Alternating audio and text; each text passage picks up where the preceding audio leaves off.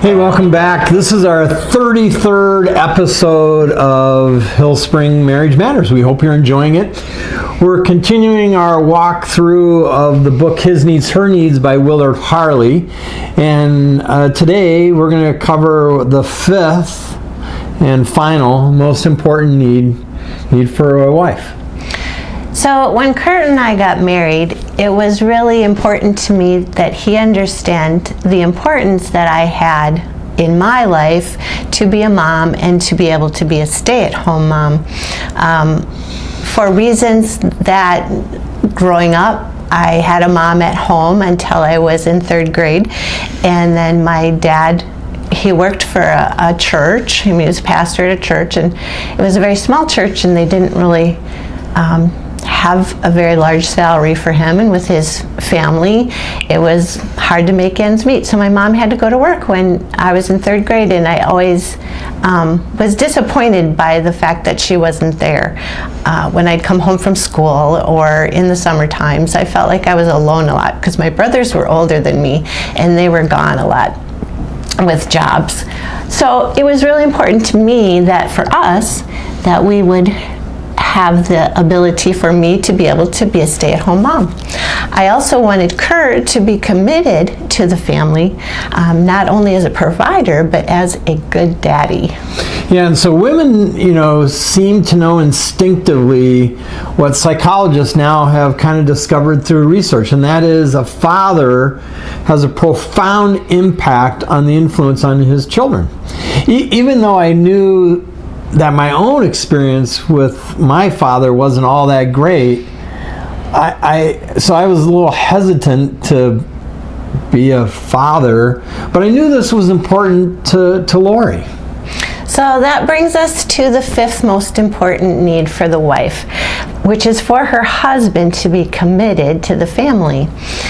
You see, in families where fathers take little interest in their children's lives and their development, the wife tries desperately to try to get him to be motivated, to be engaged, and to change. Yeah, and one of the things that you have to understand is why this is so important as a need for the wife. So a man should devote time to his family. He can strengthen both his marriage and the relationship with his children by spending quality time with them. And this can take place in many different ways, but it's important for a husband to understand it's not just child care, taking care of feeding them and clothing them and keeping them safe. It's so much more. Yeah, it always kind of drove me nuts when, I'd be around other men, other husbands and fathers, and they'd kind of use the words like, well, I'd like to go golfing this weekend, but I can't because I have to watch the kids, as if they were like a babysitter. These are your kids. Like, you're not their babysitter. And so as a dad, as a father, I really wanted to make sure I could engage as much and as deeply as I could with the kids. So that kind of attitude is not what a wife wants. The wife wants her husband to be engaged with the children, to recognize that they're not just her responsibility. The husband can't be abdicating his responsibility for the care and the welfare of the children. Yeah, and remember, like when we talked about that a good, secure, thriving marriage requires about 15 hours of quality time to talk and connect a week, the same is true for your kids. Fathers, dads, you need to give your kids at least 15 hours of quality time a week. And I know what you might be thinking is, oh my gosh, I got to give my wife 15 hours, I got to give my kids, that's 30 hours, but I work, and this is all about choices. This is all about important choices. It's all about what do you value? And so figure out how do you really spend that quality time. You know, this is such an important need for the wife because it shows her that her husband is committed to the family and in supporting her and her role as a mother. There's nothing more attractive than when Kurt would engage with the kids and play with them. I mean, they just the giggles and the roars of laughter. It was so heartwarming. He would enjoy watching football on Sundays, but because he wanted to engage with the kids, he would actually DVR the games and he would watch them after they had gone to bed. So that was another way that he was able to engage time with them when they were available. He always wanted to be engaged with the kids, and I appreciated that because it was difficult for him since he had to travel for work, that he was gone a lot. But he also was engaged with them when he was here, but he also engaged with them through the phone calls and stuff, which they always looked greatly forward to. Yeah, and so kids, especially when they're young, really kind of view it as what's important is time, T-I-M-E. That's how kids, it's really binary. I was either there or I wasn't. I was either engaged or I wasn't. It's pretty binary. And so, you know, frankly, because of my childhood, different from Lori's, I didn't have the best dad in the world. So I was kind of worried about having kids. But I knew it was something important to Lori. And so, you know, we agreed that because of my background, my parents argued about money a lot. And those are the things that kind of get seared into your memory. And I didn't want to have that growing up.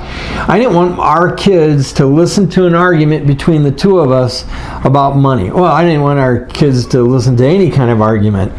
And it's really funny because we worked really hard to make sure that we would talk about things on a consistent basis and never let it get out of hands. And so our kids never heard us argue.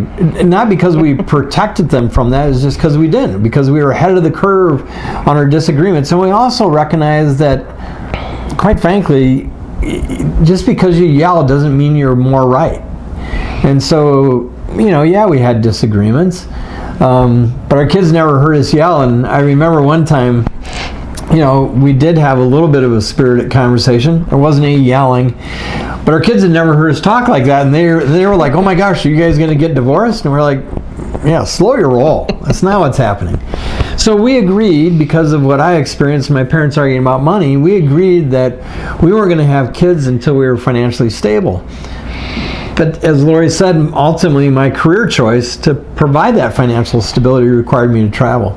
So one of the things I committed to was being there, being engaged. When I got home from my travels either Thursday night, then I would commit Friday, Saturday, and Sunday to be there. Even if I had work to do that I needed to get done, I would get up early in the morning. I'd get up at 3 in the morning and get the work done.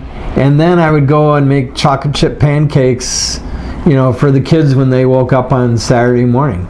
And so I worked hard to keep that commitment and to make sure I was engaged with the family. So keep in mind that his need for sexual satisfaction and an attractive spouse can be really hard when you have little ones. But make sure that you don't let parenting compete with romance. Also, when a wife transforms into a mother, most men see a loss of sexual fulfillment and recreational companionship. In the midst of that, her need for affection and intimate conversation are also unmet. All of these things are to say that it's the 15 hours of time that you commit not only to your marriage to keep that solid, but to your children so that they have a solid relationship and know that their father is committed to the family and to them. Yeah, and so here's a couple hints and maybe just a little bit of encouragement. This is all about choices, and it's about what do you value.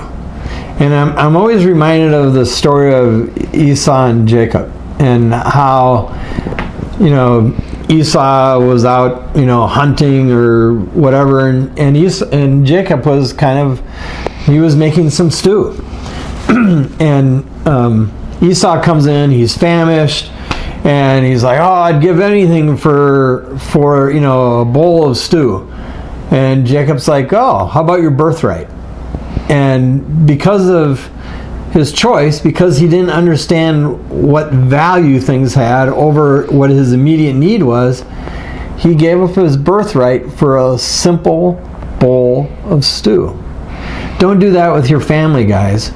Make the right choices. Understand what counts. What is of value.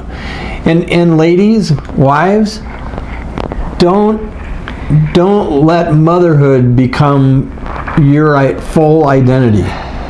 First and foremost, you're a child of God. Second, you're a wife. Third, you're a mom. I understand that sometimes being a mom, there's a lot of time demands, but we would do things to make sure that we had that time together as husband and wife, because that's more important, quite frankly, than your calling to be a parent.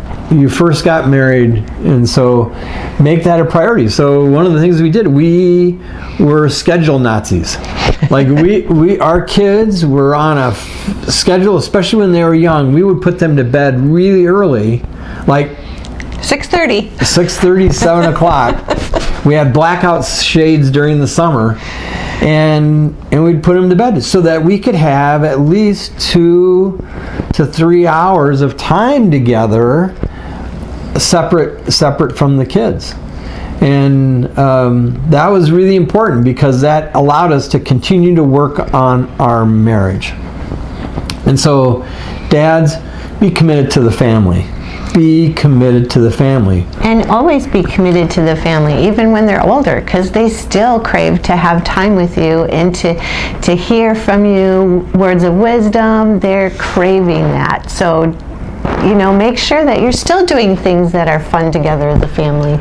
Yeah, and there's going to be times, because we went through them, there's going to be times, especially during teenage years, where your kids don't think you're the brightest bulb in the Christmas tree. And I'm reminded of the quote from Mark Twain, who said when he was 16, he thought his old man was the dumbest person on the planet. But by the time he turned 21, he couldn't believe how much his dad had learned.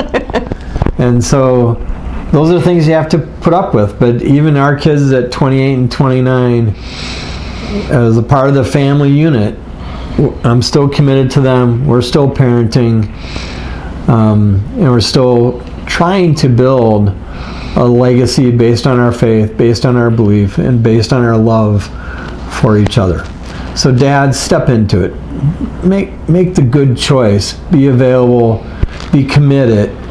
And not only will your family unit thrive, but your marriage will thrive as well. Once again, thanks for watching. We really appreciate it. We also really do want to hear from you. If you have some topics of concern or things that you have questions about, we'd love to hear from you. And you can always email us at hillspringmarriagemmatters@gmail.com. And again, thanks for watching, and remember, your marriage matters.